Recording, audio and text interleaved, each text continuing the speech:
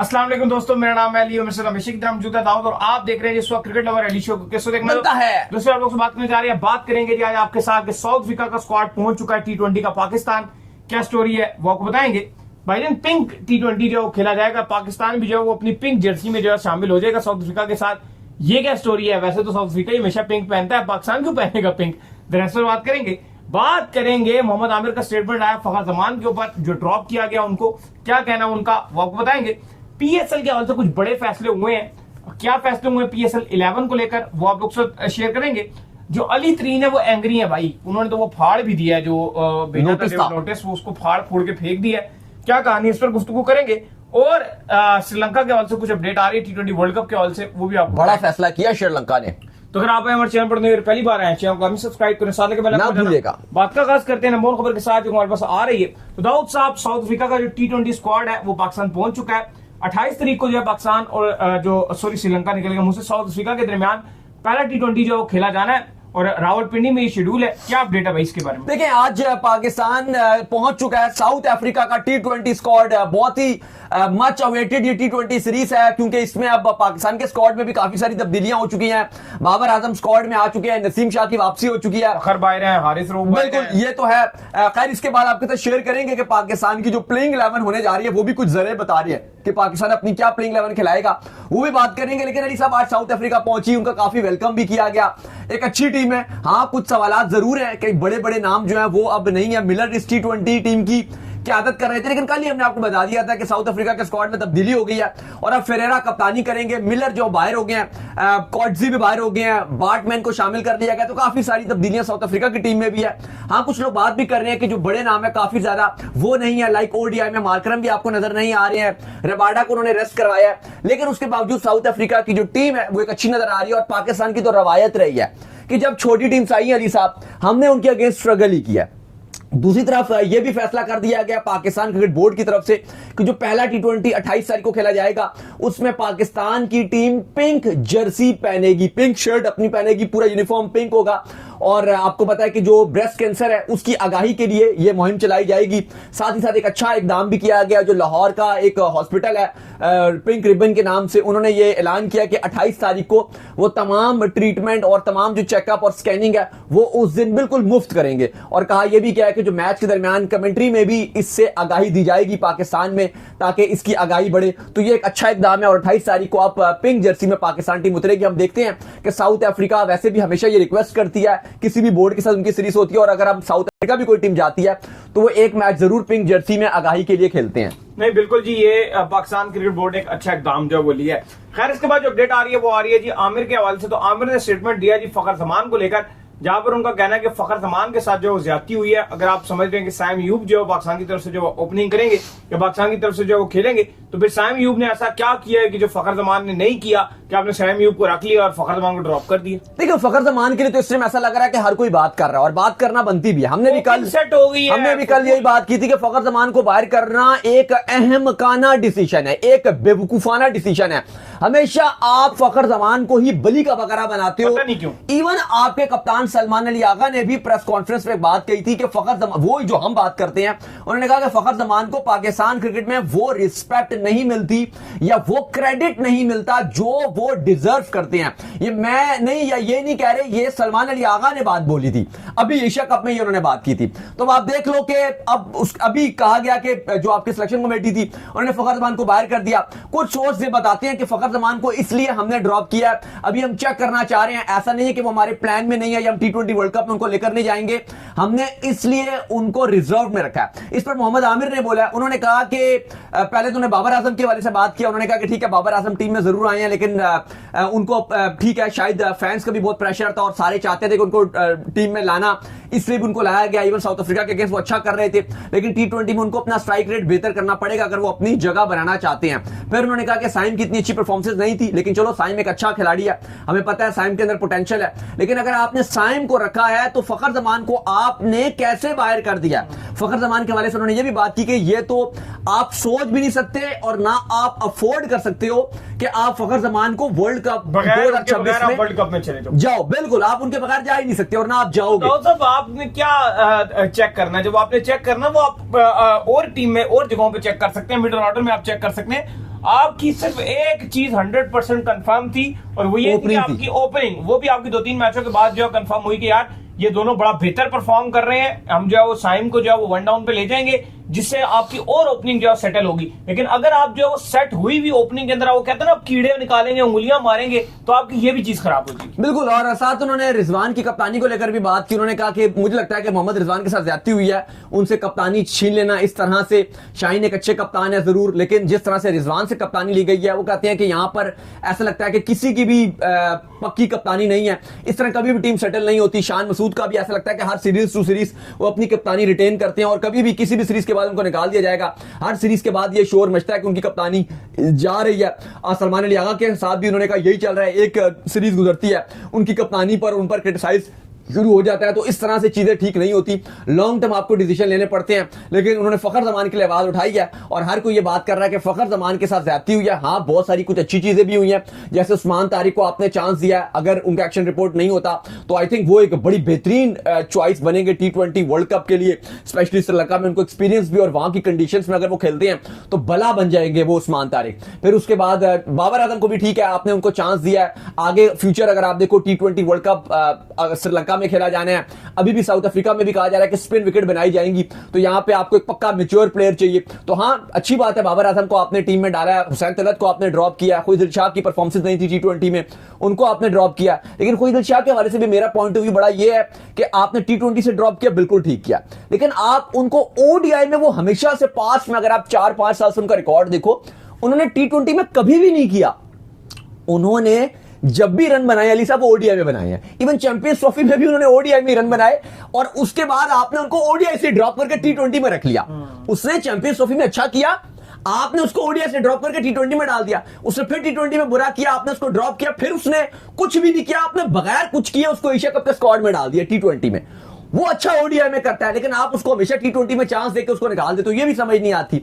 तो बहुत सारी ऐसी चीजें हैं जो आपकी समझ से बाहर है कि आप अपनी किस तरह से करते हो। फिर इरफान खान न्याजी, वो अच्छा कर रहे थे, उनको स्क्वाड में क्यों सिलेक्ट नहीं किया? ऑलमोस्ट एक टाइम पर फैसला कर लिया गया था कि उनको रखा जा रहा है, फिर लास्ट मिनट पे वोटिंग करा ली गई और फैसला किया कि नहीं, अब्दुल समद के साथ हम जाएंगे, उनको नहीं रखेंगे। ठीक है, अब्दुल समद को भी आप रखते मिडिल ऑर्डर में, लेकिन न्याजी को भी ड्रॉप नहीं करना चाहिए था। ऑस्ट्रेलिया में टॉप एंड T20 में वो कप्तानी करता रहा था और अच्छी बैटिंग कर रहे थे। तो ये कुछ चीजें ऐसी होती हैं जो बिल्कुल समझ से बाहर हैं। सुफियान मुकीम ठीक है, उसकी अच्छी परफॉर्मेंस नहीं थी, लेकिन बिल्कुल ही उसको दोनों स्क्वाड से दूध में से मक्खी की तरह निकाल देना ये गलत है। हाँ, ODI में फैसल अकरम को चांस देना, मैं समझता हूं ये बहुत अच्छा डिसीजन है, लेकिन जहां अच्छे डिसीजन होते हैं वहां पे इतने बड़े बड़े ब्लंडर्स। हारिस रऊफ को ODI में लाना, वो भी किसी भी सोच से बाहर है। क्या परफॉर्मेंस है हारिस रऊफ की ODI में? तो ये सब चीजें जिनके सवाल बहुत सारे सिलेक्शन कमेटी ने छोड़े हुए हैं। खैर, जिसके बाद जो हमारे पास अपडेट आ रही है वो आ रही है PSL के हवाले से। तो PSL जो है उसको लेकर जो है बड़े बड़े फैसले जो है वो आज हुए हैं। एक फैसला जो बड़ा खुशाइन हुआ है, जो कि फैंस के लिए बड़ी खुशी की बात है, वो ये है कि PSL जो 11 है वो इस बार 6 शहरों में खेला जाएगा, जिसमें पेशावर का नाम भी जो वो इंक्लूड हुआ है। अब देखो एंड टाइम पर जाकर जो वो शायद इधर उधर बाद में ना हो जाए, लेकिन फिलहाल Arbab Niaz stadium, Imran Khan stadium, sorry Imran Khan stadium अब क्योंकि उसको कर दिया तो उसका नाम भी इंक्लूड है जी। देखिए, बिल्कुल बड़ी खबर है। और PSL की जो सलमान नसीर है CEO, उन्होंने एक बड़ा फैसला किया है और बता दिया है कि 6 वेन्यूज में इस बार PSL खेला जाएगा। साथ ये भी बता दिया गया कि टीम्स भी 6 नहीं बल्कि 8 होंगी, जो बार बार चल रहा था, तो वो भी कंफर्मेशन मिली है कि इस बार 8 टीम्स आपको PSL में दिखेंगी। 2 नए होस्ट इंक्लूड कर दिए गए हैं, यानी कि जो वेन्यूज हैं, एक तो फैसलाबाद को इंक्लूड कर दिया गया है। इसके अलावा हमारे पास आपको बताया कि रावलपिंडी, लाहौर, कराची, मुल्तान ऑलरेडी थे, तो अब 5वां वेन्यू फैसलाबाद का स्टेडियम, इकबाल स्टेडियम को रख दिया गया, जहां पे अभी साउथ अफ्रीका और पाकिस्तान के ODIs भी खेले जाएंगे। और 6वां वेन्यू पेशावर इमरान खान स्टेडियम को रख दिया गया। अब मसला यहां पर यह है कि अभी थोड़ा सा इश्यूज चल रहे हैं, क्योंकि अभी आपको पता है अफगानिस्तान के साथ जिस तरह से मामला चल रहे हैं, अभी कुछ अफगानियों को भी वहां से निकाला जा रहा है, पेशावर में भी काफी सारे थे। तो आई होप कि अगर ये डिसीजन पाकिस्तान क्रिकेट बोर्ड ले रहा है तो सिक्योरिटी का कोई मसाइल ना हो, क्योंकि अगर बाहर से, क्योंकि प्लेयर्स ने आना है, सिर्फ लोकल से तो खेलना नहीं है, क्योंकि पाकिस्तान के प्लेयर्स तो वो एग्री होते हैं, उनको कोई इशू ही नहीं है। तो अगर बाहर के प्लेयर्स आ जाते हैं और अगर कोई खुदा ने खासा कोई हल्का फुल्का भी कोई इशू हुआ, कोई बड़ा इशू नहीं भी हुआ, छोटा मोटा भी इशू हुआ, तो बाकी PSL भी हर्ट हो सकता है इस वजह से। क्योंकि अभी आपको पता है पाकिस्तान के तो जितने प्लेयर्स हैं, इंक्लूडिंग शुएब अख्तर क्या, शाहिद खान अफरीदी क्या, बाबर आजम क्या, सब ने जाकर पेशावर में जो नुमाइशी मैच है वो खेला तो और बड़ा सक्सेसफुल। लेकिन अगर सिक्योरिटी वाइज कोई मसला नहीं होता, अच्छे तरीके से सिक्योरिटी एजेंसीज और बाकी सब मामला अच्छे तरीके से अगर ऑर्गेनाइज करवा देते हैं, तो आई थिंक इससे बड़ी कोई डेवलपमेंट होगी नहीं कि आपका पीएसएल पेशावर चला गया और वहां पे भी अगर, क्योंकि वहां फैंस बहुत है, वहां ज़िल्मी की जो फैन फॉलोइंग है वो आपकी और हमारी सोच से भी ज्यादा है, जो हमने वहां देखी। हम पेशावर जाते रहते हैं क्योंकि फ्रेंचाइज के ऑनर है वो इस कोशिश में लगे हुए हैं कि किसी तरीके से मैं इनको पेशावर ग्राउंड में ले आऊं। बिल्कुल।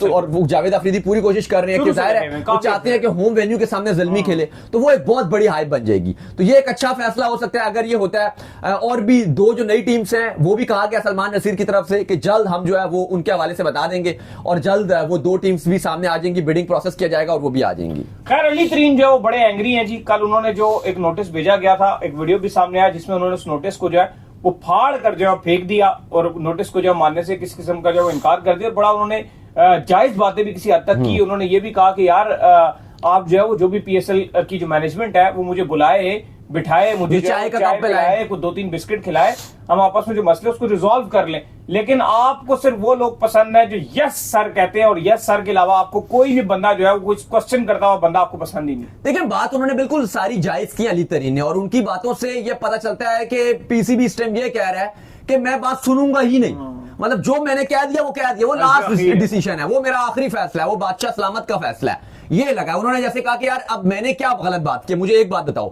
मैंने ये बोला कि यार आप पीएसएल में ये कुछ बदइंतजामी हो रही है, इसको ठीक की जाए, तो मैं चलो उसके लिए माफी मांग लेता हूं। मैंने अगर ये कहा कि यार ये चीज गलत हो रही है, इसको ठीक कर दो, तो भाई मैंने गलत किया, गैप है। यानी कि वही कह रहे हैं कि मुझे एक बार भी बुलाया, उन्होंने एक बड़ी जायज बात की कि चलो मान लिया कि मैं सोशल मीडिया में बात कर रहा था, तो अगर पीसीबी को था कि मेरी शिकायतें थी ना, मैं नाराज था या व्हाटएवर, मुझे गिले शिकवे थे, तो क्या पीसीबी का ये फर्ज नहीं बनता था कि मुझे एक कॉल करते और कहते आप बैठो, हम आपकी शिकायतों को दूर करते हैं। ये बड़ा जायज सा मुतालबा है। एक स्टेक होल्डर है ना, एक फ्रेंचाइज का जो मालकान है कोई भी, वो एक स्टेक होल्डर है और सबसे महंगी फ्रेंचाइज का जाहिर है, क्योंकि देखो अब लोग कहते हैं ना कि बाकी 5 फ्रेंचाइज है वो तो बिल्कुल खामोश बैठती हैं भाई, उनको बड़े मुनासिब मिली हुई है, प्लस वो सारे प्रॉफिट कमा रहे हैं। अब चूंकि ये लेट आए थे तो ठीक है, इसकी जो नेटवर्थ थी वो बढ़ चुकी थी, पीएसएल एक ब्रांड बन गया था, जो स्टार्ट में है वो ऑब्वियसली जायज बात है। लेकिन भी तो ना अपने लेकिन अब सुनिए ना, इसमें पॉइंट क्या है, इसमें कि चलो 1-2 साल की बात होती ना, वो इतने अरसे से वो लगे हुए हैं लेकिन वो प्रॉफिट पे आ ही नहीं रहे। बहुत टाइम गुजर गया है ना, चलो 1-2-3 साल जितना उन्होंने टाइम गुजारा था इतना ये भी गुजार लेते, लेकिन उसके बाद तो प्रॉफिट पे आते। ये तो प्रॉफिट में अभी आ ही नहीं रहे क्योंकि ये तो 7 अरब से ज्यादा लगा चुके हैं। तो बहरहाल बाकी पीसीबी ने जो उनको नोटिस भेजा उसमें बहुत बचकाना बातें डाली हुई हैं कि इन्होंने कहा जी एक खिलाड़ी को हेलमेट पे डालो, बॉल मारो कि मैं $1000 दे दूंगा। उस पर इन्होंने भी रिस्पॉन्ड किया कि यार वो तो बाद में शुगल की बात थी और बाद में मैंने मना भी कर दिया था। ये तो खैर एक गेम की बात है, इसमें कोई ऐसी बात तो नहीं है। फिर वो पीसीबी ने एक और इनको पर डाला जी कि जूम की मीटिंग थी, उसमें 10 मिनट ये लेट इन्होंने शिरकत की। मतलब ये बच्चों वाली बातें हैं। तो बाद में जो है वो उन्होंने जो वो नोटिस था वो मुंह के ऊपर जो है वीडियो में फाड़ दिया, जिस पर सोशल मीडिया में काफी ज्यादा फैंस जो है उनको सराह रहे हैं और कह रहे हैं कि उन्होंने बिल्कुल ठीक किया। खैर इसके बाद जो अपडेट आ रही है वो आ रही है श्रीलंका के हवाले से। तो श्रीलंका में आपको पता है कि इस साल T20 वर्ल्ड कप जो वो होने जा रहा है, तो इसमें जो सबसे बड़ा फैसला श्रीलंका की तरफ से देखने को मिला है वो ये मिला कि इस बार श्रीलंका प्रीमियर लीग का दावसा फैसला कर लिया उन्होंने। देखिए बड़ा फैसला है और आपको पता है कि श्रीलंका इस टाइम T20 वर्ल्ड कप 2026 के लिए अरूज पर तैयारियां कर रहा है। उन्होंने ऑलरेडी ऐलान कर दिया कि जो लंका प्रीमियर लीग है उनकी अपनी लीग है उसको उन्होंने कैंसिल कर दिया। उसको उन्होंने कहा कि हम बाद में सोचेंगे कि हमने किन तारीखों पर रखना है, लेकिन हम नहीं चाहते कि लंका प्रीमियर लीग की वजह से T20 वर्ल्ड कप 2026 की तैयारियों में जरा बराबर भी कोई मसला बने। इसलिए अभी आपको पता है कि मजबूरी तौर पे, क्योंकि पाकिस्तान वुमेन्स जो थी उन्होंने कहा था हम इंडिया में नहीं जाएंगे, तो मजबूरी के तौर पे जो पाकिस्तान के वुमेन्स के जो मैचेस थे वो आपके श्रीलंका में करवा दिए गए थे। तो उसकी वजह से जो कोलंबो का प्रेमदासा स्टेडियम है वहां पे तो अभी कंस्ट्रक्शन भी नहीं चल रही और उसको रोक दिया गया है कि जब तक वुमेन्स का वर्ल्ड कप नहीं चलता तो वहां पे कोई काम शाम नहीं किया जाएगा, क्योंकि अब वर्ल्ड कप ये भी चल रहा है। लेकिन जैसे ये पाकिस्तान के मैचेस खत्म होंगे और ये वर्ल्ड कप एंड होगा वुमेन्स का, फौरन से कोलंबो में भी काम शुरू हो जाएगा। इसके अलावा जो बकिया 3 वेन्यूज हैं श्रीलंका के, क्योंकि मैं आपको एक छोटी सी चीज बता दूं कि जो वर्ल्ड कप 2025 अभी वुमेन्स का खेला जा रहा है ये श्रीलंका के पास नहीं था, ये सिर्फ पाकिस्तान, क्योंकि इंडिया नहीं जाना चाहता था और पाकिस्तान नहीं, आपको पता है मुआहदा हुआ है कि पाकिस्तान इंडिया नहीं जाएगा, इंडिया पाकिस्तान नहीं आएगा, ये इसलिए लास्ट मोमेंट पे श्रीलंका को रखा गया। लेकिन जो 2026 का वर्ल्ड कप है T20 मेंस का, वो इंडिया और श्रीलंका दोनों बाकायदा तौर पे 50-50% के होस्ट हैं। वो कोई ऐसा नहीं है कि इंडिया होस्ट है श्रीलंका नहीं है, नहीं भाई, दोनों बराबरी के ऊपर हैं। और वो एक मेगा इवेंट है।